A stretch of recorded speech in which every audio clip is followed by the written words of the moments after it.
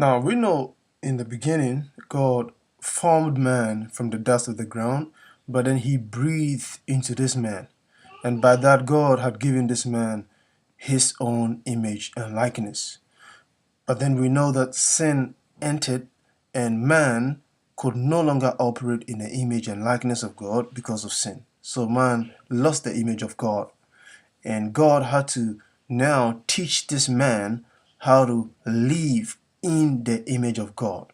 So this gave way to what we know as the laws of God in the form of the Ten Commandments. The Ten Commandments was designed for and given to fallen men.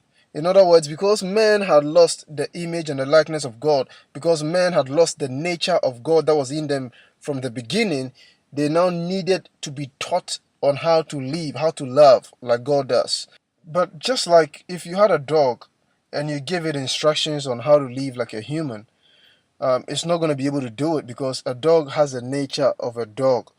It might get one or two things right, but it will not be consistent. In the same way, when man had lost the nature of God in us, no matter what instructions were given by God so we could live like Him, we could not. The problem was not our actions, it had to do with our nature. And what you're looking at pretty much sums up the old covenant. It was God relating to man through his laws, which he was using to retrain this fallen man to meet that's God's expectations.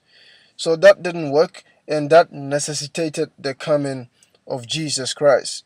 John 14, it says that I am the way, the truth, and the life. So through Jesus, God is now going to recreate man to have his very nature once again, so that instead of living by a set of instructions or laws, man could just live according to their nature.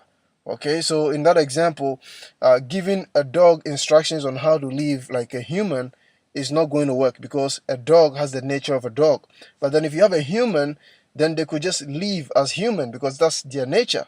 That's what God is doing here. Through Christ, He's recreating men in the image and likeness or in the nature of God so that without being forced or compelled, they could live like God. So you have men or fallen men under the laws of God, and once they make a transition over and submit to Jesus Christ, who is the way to the Father, they become a new creation. Okay, God recreates them by giving them His Spirit, and now this man is no longer under a set of instructions to live by, but they possess the very nature of God through the Spirit of God, which obviously gives them that nature of God. Okay, so we see it happening for all the rest as they come in submission and baptism, they become a new creation, and God gives them His nature through His Spirit that He puts in them. Okay, and this pretty much is what law and grace is all about. Those in the new covenant are no longer under any laws. They don't have to, because they are now possessing the very nature of God within them. Okay? However, those still living under the old covenant, that is, those who haven't submitted to Jesus Christ and have not been baptized, are still under the old covenant. And to them, these laws still apply. Okay, so it's one or the other. You can't keep both. Either you live in by the laws, which implies that you still possess your old nature, or you live in by the grace of God, which means that He impacts His very nature into you. Therefore, you don't need to be under any sort of laws.